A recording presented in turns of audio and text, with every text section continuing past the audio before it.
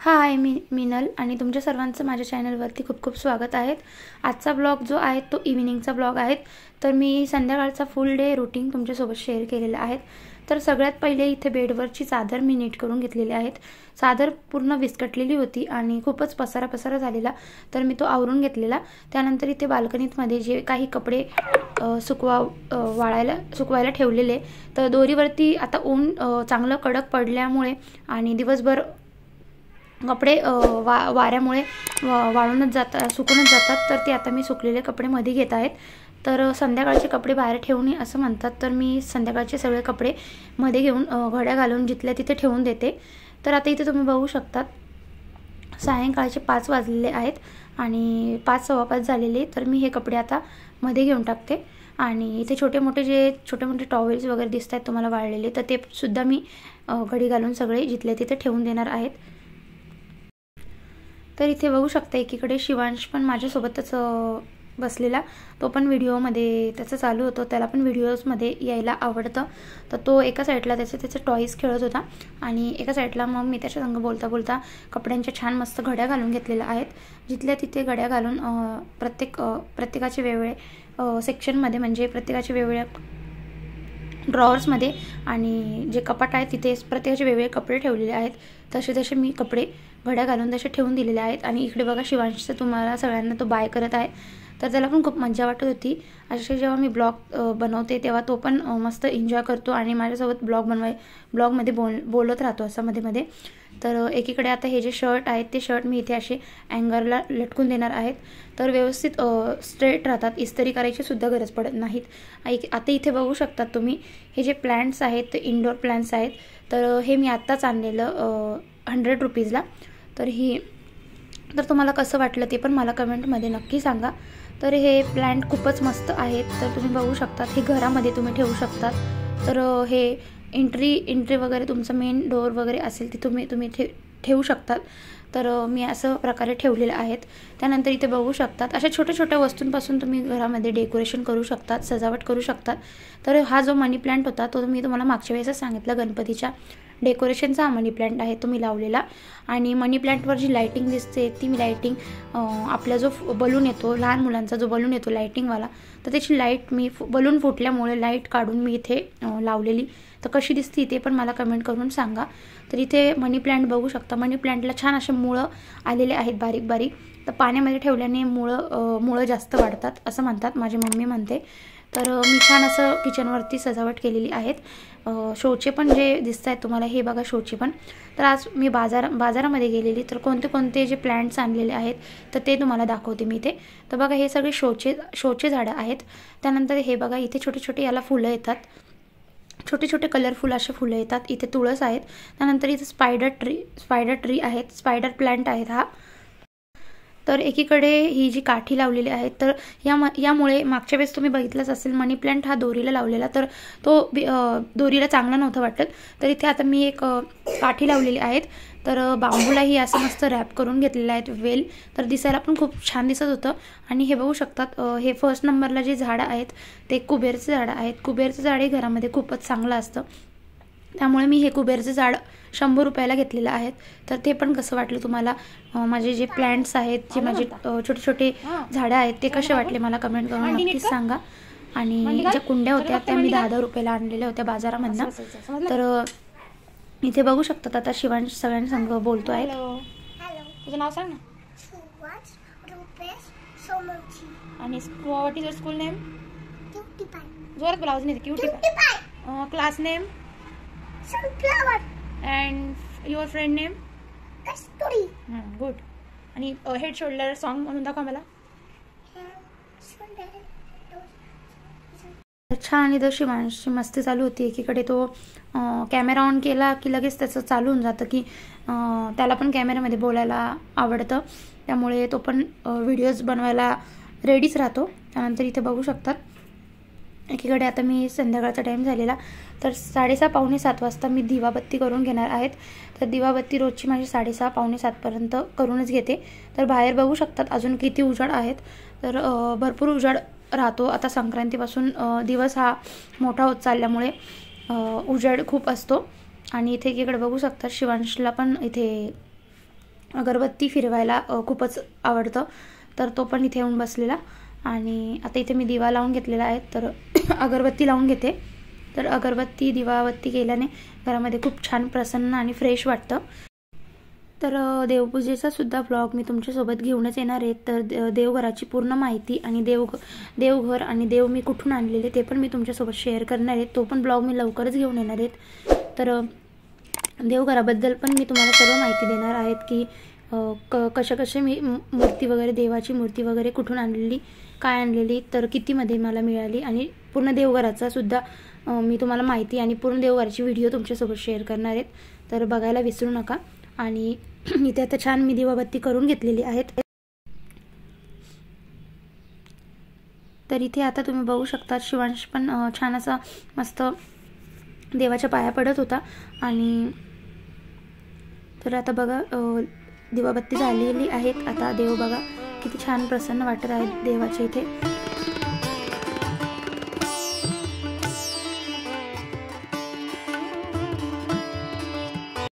तर आता इथे बघू शकतात मी टीव्हीवरती स्मार्ट टीव्ही असल्यामुळे मी एकीकडे इथे आता स्वामी समर्थांचे जप, त्यानंतर काही मंत्र असतात देवांचे, त्यानंतर हनुमान चालीसा, असं संध्याकाळचं मी टीव्हीवर लावत असते. त्यामुळे सुद्धा घरामध्ये एक एनर्जी निर्माण होते आणि खूपच प्रसन्न वाटतं घरामध्ये. तर लहान मुलं असले ते सुद्धा ते बघून शिकतात. आणि शिवांशला तर ते सर्व त्याचे जे देवाचे जे काही मी देवाचे मंत्र वगैरे लावते ते सर्व त्याचे पाठ आहेत. आणि तो पण एकामागे तोंडामध्ये उच्चार करत असतो. तर मी असं हे गाणे मंत्र वगैरे लावून देते टीव्हीवरती. येतं एकीकडे इथे बघू शकतात मी चहा ठेवत आहेत. तर चहा ठेवताना मी त्यामध्ये पूर्ण दुधाचाच चहा ठेवते. आणि गाईचं दूध असल्यामुळे, पातळ दूध असल्यामुळे तर पूर्ण दुधाचाच चहा ठेवते. आणि त्यामध्ये अद्रक आणि आपलं इलायची टाकायला विसरू नका, कारण त्यामुळे चहाला खूप छान टेस्ट येते. खूप छान असा चहा जो आहे खूप मस्त लागतो. आणि अद्रकवाली चाय म्हणतात ना, तसा तो टेस्ट त्याला येतो. आणि त्यानंतर इथे आता आमचा चहा पिऊन झालेला आहेत. त्यानंतर इकडे एकीकडे चहा पिऊन झालेला आहेत. आणि चहाची जी चहापत्ती असते ती छान पाण्यामध्ये मी चांगली गाळून घेते, कारण तशीच जर कचऱ्यामध्ये टाकली तर त्याला मुंग्या वगैरे लागतात. तर त्यामुळे थोडीशी ही पाण्याने चहापत्ती थोडीशी धुवून घ्यायची आहे आणि तेव्हाच कचऱ्यामध्ये टाका. त्यानंतर इथे जे चहाचे भांडे होते हे थोडे मी हिसळून टाकलेले आहेत, धुवून टाकलेले आहेत, जेणेकरून नंतर जसे असे थोडे भांडे राहतील तसं तुम्हाला वेळ मिळेल तसं तुम्ही ते धुवून टाकत चला. नंतर तुम्हाला एकदम लोड येणार नाही आणि नंतर तुम्हाला झटपट तुमचं किचन क्लीन होईल आणि तुम्हाला स्वतःसाठी सुद्धा वेळ देता येईल. तर एक साथ जर तुम्ही जास्त भांडे ठेवले तर तुम्हाला धुवायला जास्त टाईम लागेल आणि वेळही जास्त जातो.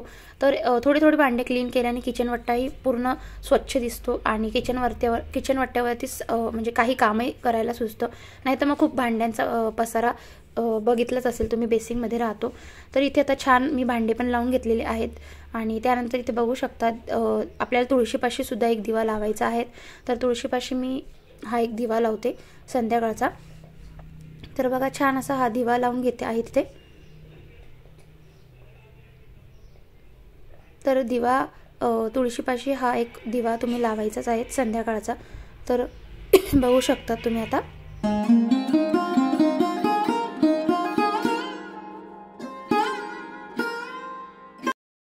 तर आता दिवा लावून झालेला आहे. तर बाल्कनीमध्ये खूपच छान वाटत होतं, तुम्हाला दाखवलेलंच आहेत. त्यानंतर इथे आता मी आज बनवणार आहेत इडली. तर इडलीचं पीठ मी हे रेडीमेडच आणलेलं आहेत. तर आमच्या इथे बापना बाजारच्या इथे नाशिकमध्ये पीठ मिळून जातं, तर मी तिथूनच आणलेलं. त्यानंतर इथे मीठ घालायचं आहे. तर पिठामध्ये पाणी घालायची गरज नाही, ऑलरेडी ते पातळ आहेत, त्यामुळे मी इथं पाणी नाही घालणार आहेत. तसंच मीठ घालून मी चमच्याने चांगलं एकत्र करून घेणार आहेत चांगलं. आणि त्यानंतर इथे बघू शकता जे आपले इडलीचं जे भांडं आहे ते मला लग्नामध्ये आलेलं. तर आता त्या भांड्याला चांगलं, आपण भांडे हे धुवूनच ठेवतो, पण एकदा आपण जर काही वस्तू बनवायला घेतली किंवा काही किचनमध्ये बनवायला घेतला स्वयंपाक, तर अशा पद्धतीने तुम्ही पाण्याखाली थोडंसं भांडं हिसळून घ्यायचं आहे, धुवून घ्यायचं आहे पाण्याने, कारण थोडंसं काही फिरलेलं वगैरे असतं त्यामुळे. तर स्वयंपाक करताना थोडीशी भांडी आपल्याला पाण्याखाली हिसळूनच घ्यायची आहेत. तर बघू शकतात तिथे इडली लावून घेत आहेत मी एकीकडे. तर इडलीचं भांडं हे जर्मलचं आहे, तर माझ्याकडे स्टीलमध्ये पण आहेत. स्टीलमध्ये जे आहे त्याच्यामध्ये सुद्धा आहे असेच इडल्या आणि खमंग वगैरे लावू शकतात, किंवा तुम्ही त्यामध्ये जर अजून दुसरं तुम्हाला काय ट्राय करायचं असेल तुम्ही ते सुद्धा त्यामध्ये करू शकतात. आणि ते एक वेगळं भांडं आहे, तर तुम्हाला ते सुद्धा मी दाखवेल. तर ते 2 in 1 म्हणतात ना, तसं आहे ते. आणि याच्यामध्ये सुद्धा तुम्ही फक्त इडली लावू शकतात, तर इडली यामध्ये खूप छान होते. त्यानंतर इथे बघू शकता तेल लावून घेतलेलं आहे भांड्याला. तेल लावून चांगलं आपण भांड्याला चांगलं हे करून घ्यायचं. तर इडलीच्या भांड्याला चांगलं तेल लावून घेतलं की इडली आपली चिकटत नाहीत आणि मोकळी अशी निघते. तर त्यानंतर इथे भांड्यामध्ये असं पाणी घ्यायचं आहे तुम्हाला. ते पाणी घेतल्यानंतर असे इडलीच्या भांड्यात तुम्हाला हे इडली लावून गॅसवरती मी आता लावून देत आहे तिथे. आणि थोडंफार जे वरती सांडलेलं असतं ते लगेचच त्याच टायमाला तुम्ही क्लीन करत चला, म्हणजे किचन ओटा जास्त खराब होत नाहीत. आणि एकीकडे आता गॅसवरती मी इडली लावून देत आहेत. तर इडली लावताना हा जो खलबत्ता जो असतो तो मी भांड्यावरती का ठेवलेला, तर त्याचं रिझन असं की म्हणजे इडली लावलेली आहे त्यामधनं वाफ बाहेर जायला नको. तर वाफ बाहेर न गेल्यामुळे इडल्या झटपट होतील, त्यामुळे मी असं वजन म्हणून त्यावरती हा खलबत्ता ठेवलेला आहे. त्यानंतर एकीकडे बघू शकता तव्यावरती मी शेंगदाणे भाजायला ठेवलेले आहेत. तर मी इथे शेंगदाण्याचं कालवण बनवणार आहे त्यामध्ये इडलीसोबत खायला. तर चटणी म्हणून इडलीचं जे कालवण म्हणतात तर ते मी बनवणार आहे, शेंगदाण्याचं कालवण. तर छान असे इथे शेंगदाणे मी भाजून घेत आहेत एकीकडे.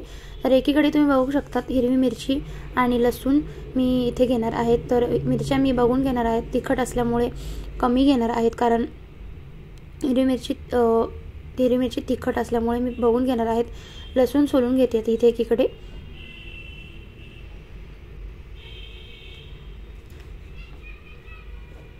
तर शेंगदाणे चांगले गार झालेले आहेत, शेंगदाणे गार करायला ठेवलेले आहेत.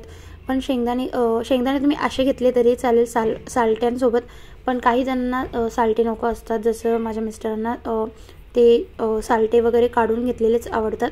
त्यामुळे मी आता शेंगदाण्यातले साल्टे वगैरे काढून घेणार आहेत चांगले, आणि मग त्यानंतरच मी वाटून घेणार आहेत. तर एकीकडे बघू शकतात इडली झालेली आहे. तर इडल्या काढताना पटकन झटपट निघत नाहीत, काही टायमाला चिकटून बसतात. तर त्यामुळे तुम्हाला असं ताटामध्ये पाणी घ्यायचं आहे. तर त्या पाण्यामध्ये तुम्हाला अशी ही इडली ठेवायची आहेत, इडलीचं भांडं ठेवायचं आहे. तर गरम असल्यामुळे इडली झटपट निघत नाहीत. तर असं पाण्यामध्ये ठेवल्याने थंड पाण्याने लगेचच अशी इडल्या झटपट निघतात. तर ही एक टेक्निक तुम्हाला कशी वाटली तर मला कमेंट करून नक्कीच सांगा. आणि अशा छोट्या छोट्या टिप्स तुम्हाला मी माझ्या व्हिडिओतून देणारच आहेत. तर आता एकीकडे बघू शकता शेंगदाण्याचे साल्टे वगैरे काढून घेतलेले आहेत. साल्टे उलट चांगले असतात शेंगदाण्याचे ते, पण यांना आवडत नाहीत म्हणून मी ते काढून घेते, नाहीतर मी तसंच वाटायला घेते. तर शेंगदाणे आणि हिरवी मिरची लसूण असे तिन्ही मी एकत्र वाटून घेणार. पाणी घालून घ्यायचं, थोडंसं चिकन असं दळायचं आहे आपल्याला. तर छान असं माझं इथे वाटून झालेलं आहेत. तर आता बघू शकतात वाटून झाल्यानंतर मिक्सर जे आहे तसंच न ठेवता लगेचच तिथलं सुद्धा क्लीन करून घ्यायचं आहे. आपला जो किचन ओट्याचा जो कपडा असतो त्या कपड्याने आपल्याला इथे लगेच मिक्सर आहेत आपल्याला ते मिक्सर पूर्ण पुसून घ्यायचं आहे. कारण थोडं जे खरगट वगैरे तिथं सुद्धा राहिलेलं असेल तर त्याने सुद्धा किचनवरती मुंग्या झुरळं येतातच. तर असं आपल्याला काहीच ठेवायचं नाही. काना कोपरा आपल्याला क्लीन करायचं आहे. पूर्ण क्लीन किचन वट्टा केल्याशिवाय आपल्याला झोपायचं नाही आहे किंवा काम सोडायचं नाही आहे तसं. तर इकडे बघू शकतात आता मी फोडणी देत आहे. तर जिरे मोहरी आणि कढीपत्ता घातलेला आहेत. त्यानंतर मी इथे जी पेस्ट बनवलेली ती पेस्ट घातलेली आहेत.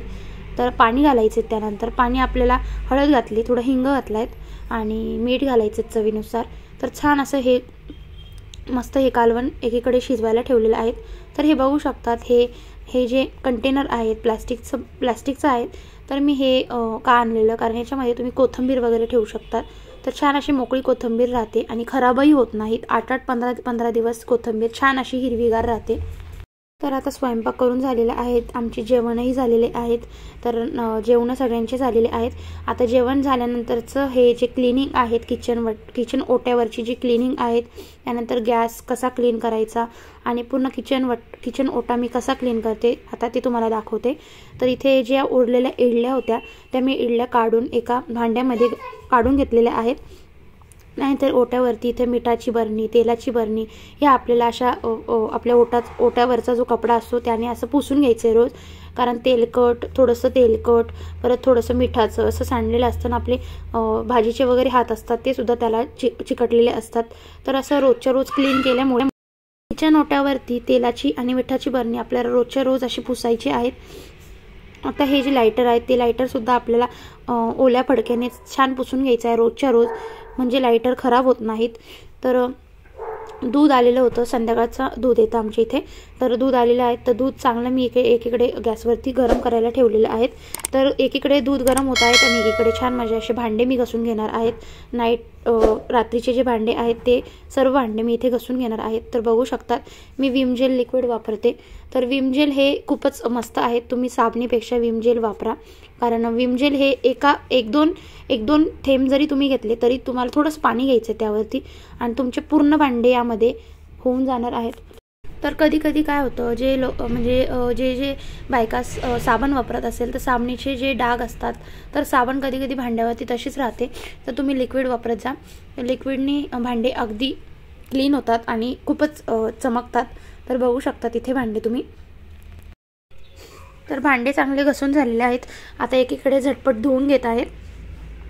तर तुम्ही पण म्हणजे झटपट अशाच पद्धतीने वट्ट्यावरची भांडी रात्रीचे लगेच क्लीन करत चाला.